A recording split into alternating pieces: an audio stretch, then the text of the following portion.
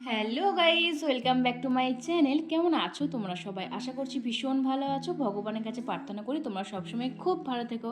তো চলে এসেছি আজকে আরও একটা নতুন ব্লগ নিয়ে। আর আজকের ব্লগটা আমি বাড়ি আসার পরে প্রথম বিয়েবাড়ি পেয়েছিলাম। অনেকগুলো বিয়েবাড়ি পেয়েছিলাম 2026-এ, কিন্তু সেগুলো ভিডিও করা হয়নি। তো একটা বিয়েবাড়ি ভেবেছিলাম যে ভিডিও করব, তো সেই কারণেই এটা আমি ভিডিও করেছিলাম। তো চলো, কোথায় কোন বিয়েবাড়ি, কার বিয়েবাড়িতে যাচ্ছি সবটাই তোমার সাথে শেয়ার করবো। আর আমাকে আজকে কেমন লাগছে সেটা কিন্তু অবশ্যই কমেন্টে জানিও। অনেক দিন পর এই চুড়িদারটা পরেছিলাম, বাপরে বাপ! চুড়িদারটা যখন আমি পরে পোস্ট করেছিলাম, তোমরা এত কমেন্ট করেছো, এত ভালোবাসা দিয়েছো। জামাটা যে কোত্থেকে নিয়েছি, জামাটা এত সুন্দর কালার, সত্যি জামাটার কালারটা কিন্তু অসাধারণ একদম। তখন এটা হচ্ছে ট্রেন্ডিং চলছিল যখন আমি কিনেছিলাম, এই কালারটা, ল্যাভেন্ডার কালারটা। তো আর জামাটাও খুবই মিষ্টি দেখতে, ভীষণ ভালো লাগে আমার। তো এটা একটা অর্গানজা টাইপ জামা। তো ওটা কিনেছিলাম আমি মেজদির বিয়ের সময়, তো তখনই আমি পরেছিলাম। তখনও অনেককে তোমরা বলেছিলে লিঙ্ক দাও, আমি দিয়েছিলাম। আবার এখনও যখন পোস্ট করেছিলাম তখনও আবার তোমরা লিঙ্ক চেয়েছিলে, আমি সবাইকে মোটামুটি দিয়ে দিয়েছি কিন্তু। তো যাই হোক, আমরা কিন্তু এসে গেছি, তোমরা দেখতেই পেলে। আর কার বিয়েতে যাচ্ছি বলো তো? তোমাদের সাথে অনেকের সাথে দেখা হয়েছিল, হয়তো সবার সাথে ভিডিও নেওয়া হয়নি, বাট অনেকে এসেছে, ও কথা বলেছে, আমার ভীষণ ভালো লেগেছে। আর দেখো, বিয়েবাড়ি এসে গেছি, আর বিয়েবাড়ির গেটটা কত সুন্দর করে সাজানো আছে। তো ভীষণ খারাপ লাগছিলো, কারণ বাবার সাথে আসতাম, বাবার বন্ধুর ছেলের বিয়ে, মানে বিভাস কাকুর ছেলের বিয়ে, বিতুনদার আর অর্পিতাদির আজকে রিসেপশন। তো সেইখানেতেই এসেছি, এটা হচ্ছিল আমাদের আলু ব্যবসা সমিতিতে। তো সেখানেতেই কত সুন্দর করে সাজানো হয়েছে দেখো। বাবা থাকলে আমরা হয়তো ফুল ফ্যামিলি আসতাম, ভীষণভাবে মজা করতাম। বাবাকে খুব খুব মিস করেছি, কারণ বাবা মানে এটা, এই বিয়ে বাড়িটা মানে বাবা থাকতো মনে হতো যেন বাবারই বিয়ে বাড়ি হচ্ছে, এরকম একটা বাবারই নিজেরই বিয়ে ঘর হচ্ছে। সকাল থেকে থাকতো, একটা আলাদাই ব্যাপার ছিল। কারণ বিভাস কাকু আমাদের যে কোনো বিয়ে বাড়িতে, দিদিদের বিয়েতে আলাদা সবসময় ভীষণভাবে দাঁড়িয়ে বাবাকে পাশে থেকে, মানে সকাল থেকে রাত, সেরকম একটা ফ্যামিলি হয়ে গেছি আর কি। তো বাবাকে সেই জন্য ভীষণ মিস করছিলাম। বাবা ছাড়া যেন সব কিছুই কীরকম শূন্য শূন্য লাগছিলো, যার জন্য এত বন্ধুত্বটা, এতটা সম্পর্কটা সেই আজকে নেই। তো খুবই খারাপ লাগছিলো। তো তারপরে এসে অনেকের সাথে দেখা হয়ে গেল। প্রথমেই সুদীপ্তা রানীর সাথে দেখা হয়ে গেল, ও তো দেখতে পেয়েই ছুটে ছুটে এসছে, যে মৌমি দি, আমাদের ব্লগার দিদি এসে গেছে। তারপর দেখা হয়ে গেল অন্তরার সাথে। অন্তরাকেও বহু দিন পর দেখলাম, খুবই মিষ্টি দেখতে লাগছিল। তো ওকে বলছিলাম যে তুই এখানে কি ব্যাপার, বুঝতে পারলাম না, কারণ অনেক এতে এসেছিলাম, ওকে দেখিনি কখনো। তো ও বললো যে আমি এখন চিনি রানীকে পড়াই, তো সেই কারণেই আসা। আর এই দিকে দেখো আমাদের সুন্দরী দিদি নবনীতা দি, এত মিষ্টি দেখতে, আর সেদিনকে যেন একটা অপূর্বই সুন্দরী না মানে লাগছিল। মনে হচ্ছিলো যে ইস, আমি যদি এরকম দেখতে হতাম, মানে কি ভালো লাগে। নবনীতা দিদিকে এত সুন্দর লাগে, আর এত কিউট মিষ্টি হাসিটা। আর সেদিনকে সুন্দর লাগছিল, খুব সুন্দর সাজিয়েছিল, দারুণ দেখতে লাগছিল।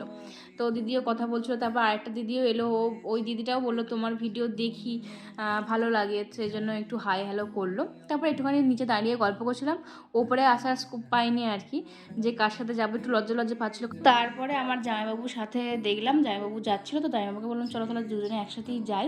আর ভাই দিকে ভিডিও ধরেছিল, ভাইকে বলছিলাম যে তুই যা, কারণ আমার একটু লজ্জা লজ্জা পাচ্ছিলো, কখনো তো দিইনি। বন্ধু বান্ধবের সাথে দেখলে ঠিক আছে একটা ব্যাপার ছিল, কিন্তু একা একা কীরকম যেন একটা লাগছিল। তারপরে লজ্জা সরিয়ে কিন্তু দিয়েই দিলাম।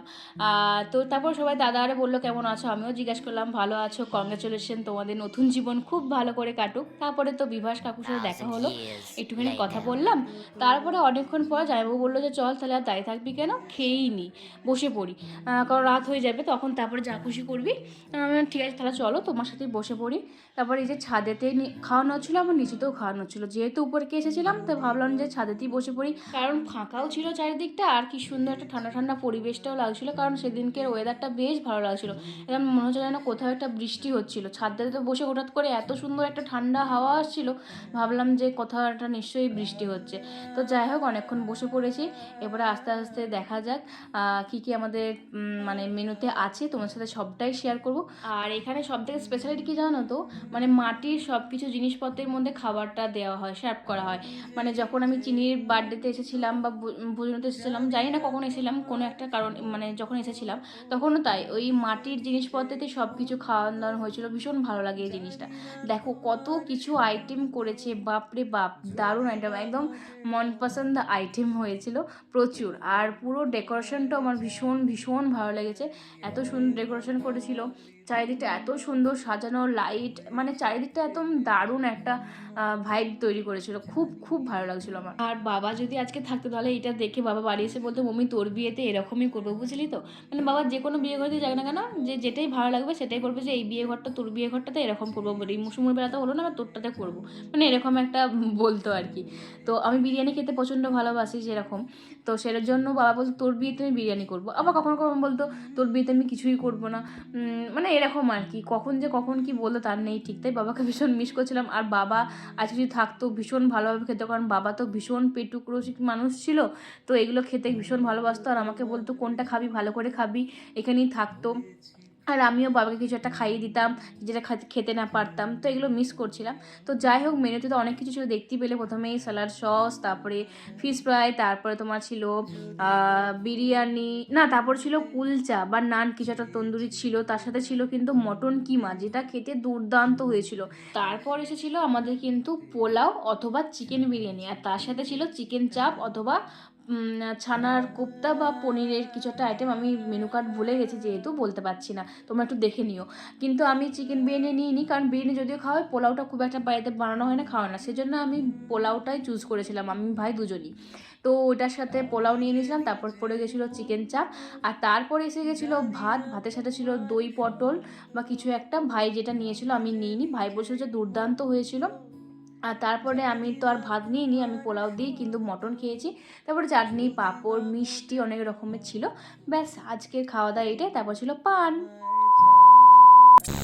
তো খাওয়া দাওয়া শেষ করে আমরা কিন্তু আবারও নিচে এসে গেছি। কয়েকটা বন্ধু বান্ধবদের সাথে দেখা হয়ে গেল, দেবরিনা, সৌম্যজিৎ, তো ওরা একটু হাই হ্যালো করছিল। আর নিচে ছিল আইসক্রিম, জিলাপি, আরও কী সব ছিল। তারপরে স্টলেতে অনেক কিছু দাঁড়ান তো স্টার্টার আইটেম ছিল, কিন্তু আমি সেগুলো দেখিনি আর খাওয়াও হয়নি। একবার উপর চলে গেছিলাম, কথা বলছিলাম, আমার সেরকমভাবে মানে খেতে ইচ্ছে করছিল না আর কি, সেজন্য খাওয়া হয়নি। অনেক রকমের চিকেনের আইটেম ছিল, তো সেগুলো তোমাদের সাথে শেয়ার করতে পারলাম না। এদিকে মকটেল ছিল, সেগুলোতে এলো, ভাই খেলো, ভাই দেবরিনা কিছুটা নিল। তারপরে ছোটো মাইমার সাথে দেখা হলো, ছোটো মাইমাও একটা ভাইকে বললো একটা ড্রিঙ্ক এনে দে। তারপরে খাওয়া দাওয়া করলাম, একটা ভিডিও করলাম, তারপরে সবার সাথে একটা ছবি ভিডিও করে আমরা কিন্তু আজকের ব্লগটা এখানেই শেষ করলাম। আজকের ব্লগটা তোমাদের কেমন লাগলো সেটা অবশ্যই জানাবে। ভালো লাগলে অবশ্যই লাইক কমেন্ট শেয়ার করতে একদম ভুলবেন না। দেখা হচ্ছে পরের ব্লগে, বাই।